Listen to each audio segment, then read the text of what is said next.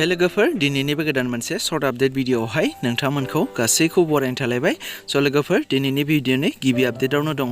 स' बर' सावथुन नायनानै मोजां मोनग्रा रायजो राजाफोरनिसिम मोनसे मोजां खौरां। बिथां मन्जु बरानि डिरेक्सन होनायाव दिहुनजानाय दाउ हुदुनि मेथाइ, जाय सावथुना साबसिन सावथुन महरै सायख'जानाय आरो रजत कमल 63 नेशनेल एवार्ड महरै मोननो हानाय बे दाउ हुदुनि मेथाइ सावथुनखौ निउ एबाव हगारनानै होसिगोन दे लोगोफोर।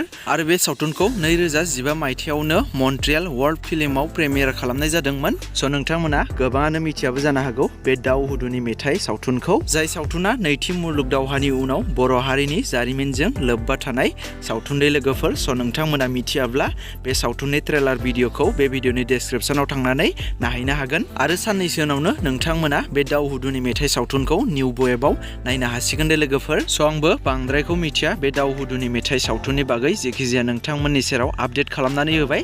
जायफोर बिथांमोना नायनो गोसो गुदुं बिथांमोना नेना थायोब्लानो जाबाय। आरो नेक्स्टआव दङ नोंथांमोना नायनो होननानै नेनानै थाबाय थानाय मैना आबुं बर' सावथुननि पार्ट 6 खौ मैया रिंसार ब्रह्म चेनेलाव हगारनानै होबाय दे लोगोफोर। स' बेसेबांबा गोबाव जाबायमोन बे मैना सावथुननि पार्ट 6 खौ हगारैया, नाथाय मैया रिंसार ब्रह्म चेनेलाव हगारनानै होबाय दे लोगोफोर। स' जायफोरा नायनो गोसो गुदुं जानानै दङमोन बिथांमोना रिंसार ब्रह्म चेनेलाव थांनानै बयबो नायहैदो। आरो नेक्स्टआव दङ आरबि फिल्म प्रडाक्सन बेनारनिफ्रायबो मोनसे गोदान मिउजिक भिडिअ रिलिज जानानै थांबाय दे लोगोफोर।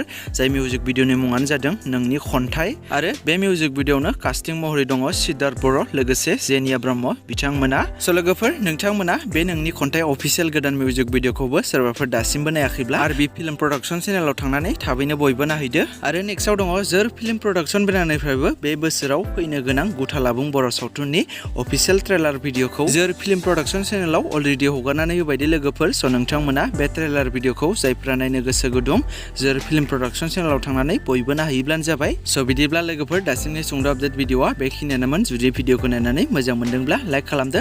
आरो सोरबाफोर जुदि चेनेलाव दिनैसो गोदानै नायदोंब्ला बेफोरबायदिनो माखासे गोदान भिडिअफोरनि आपडेटफोरखौ मोननो थाखाय चेनेलखौ साबस्क्राइब खालामनानै खाथिनि बेल आइकनखौबो अलाव प्रेस खालामना लायोब्लानो जाबाय।